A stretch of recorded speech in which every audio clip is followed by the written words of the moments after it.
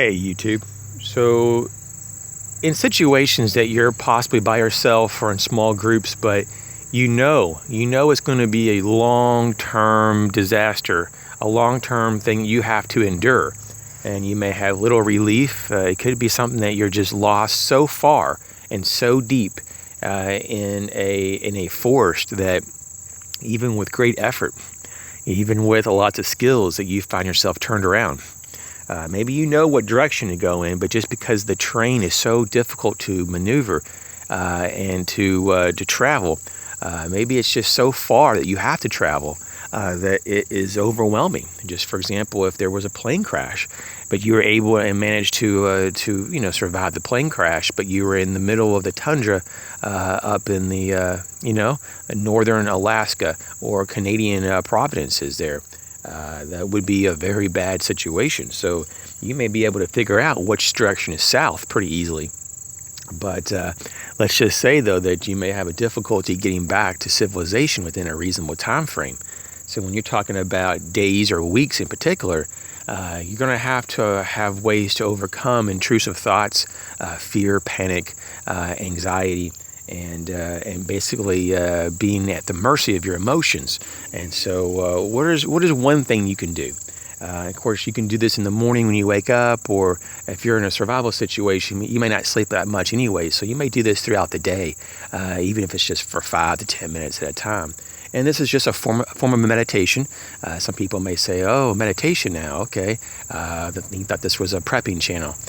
Well, sometimes meditation can calm you down, like I just said, and help you resist fear and anxiety, so you can make better decisions with the available resources and the time you have.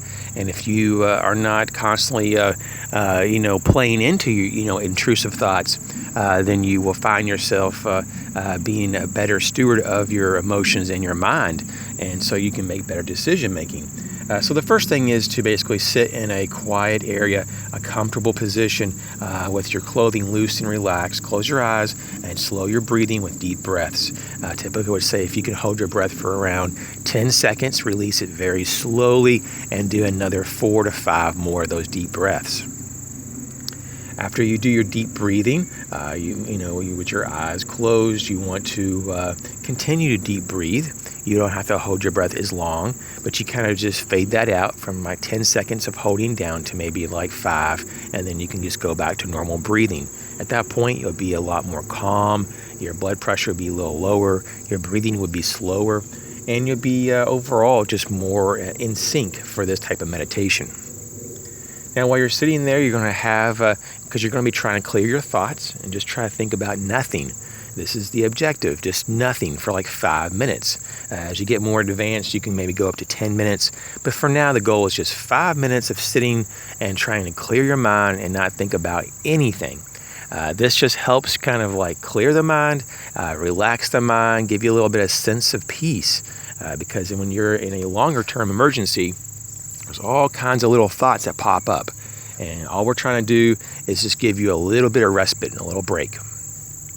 So when you have these little thoughts, they'll pop up, and they will. Should I do this? Or I wonder if I went there this way. Or I wonder if that food's edible. Or whatever these little thoughts pop in your head, you're just going to push them aside. And it'll be real easy. You just acknowledge the thought and you push them aside. And after doing this for a little while, maybe after a few days or a few dozen tries, you'll get really good at the thoughts will just kind of melt away or glide away, and it won't be a problem. So using mindfulness, mind clearing, meditation, and just deep breathing, in sitting in relaxed positions, all in combination, help go toward the end goal of calming the body, and whatever typically happens to the body, the mind follows. You would think it would be the opposite, but you start with the body, and the mind will follow. So you calm the body down, your mind calms, and then you have the whole chain reaction of better results. So just remember that if you have those little intrusive thoughts, just to let them flow on by, and don't start to try to get stuck on them. Don't try to answer those questions that you pose to yourself. Trust me, when you get done after the 5 or 10 minutes of meditation, you'll have the rest of the day to ponder those questions. And that's another thing you may want to consider as well as a bonus here. If you have a piece of paper or any type of writing utensil, to consider writing down these thoughts that keep reoccurring so that you don't have to keep on thinking about them. And even write down an answer, and so if you had those thoughts again, you go, hey, I already have that answer to that question. We don't need to think about that anymore. And sometimes getting things concretely down on a piece of paper can really minimize thoughts. This is also helpful for people at night. They can't go to sleep because they have things on their mind. They basically can get major relief if you just write them down. And so the body would be like, okay, I won't forget that now because it's on that piece of paper. As always, you guys take care. I'll catch y'all later.